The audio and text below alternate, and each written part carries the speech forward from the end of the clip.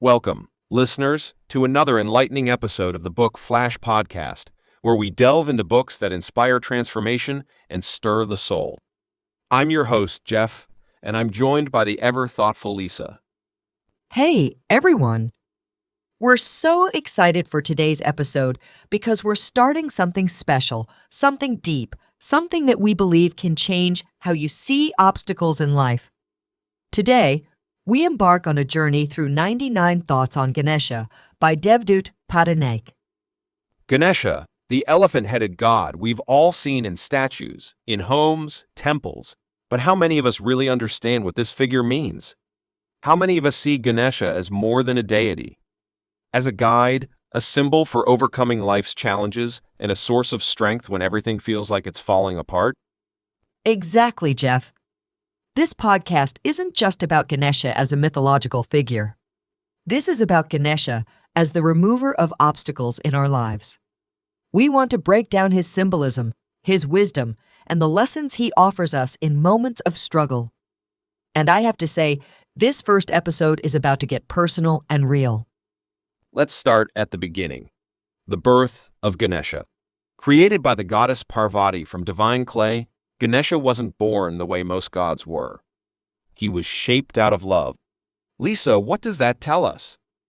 I think it speaks to the idea that we are all shaped by love, by the hands of those who care for us.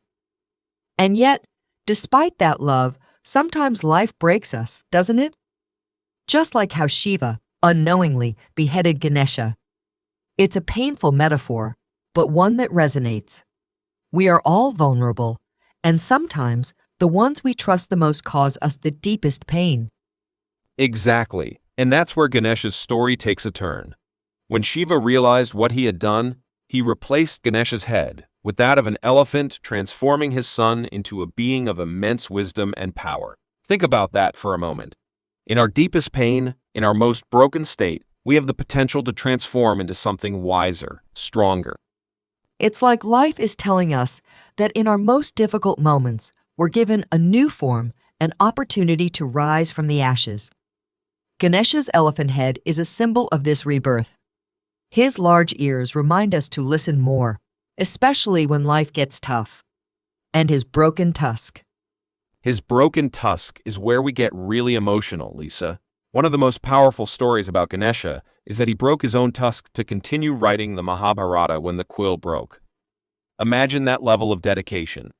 Sacrificing a part of yourself for the greater good. It's a lesson for all of us. Sometimes we have to give up a part of ourselves to keep moving forward. That's where it gets real. The broken tusk tells us that we don't have to be perfect. We can be broken, flawed, but still capable of great things. I mean, how many times have we stopped pursuing something because we thought we weren't enough? Ganesha's story reminds us that even in our imperfection, we are more than enough. And then there's Ganesha's mouse, his vehicle. You see this tiny creature sitting beside this massive god, and you wonder what's the point. But the mouse represents desire, doesn't it? Yes, it represents the smallest of desires, those things that can nibble away at our resolve.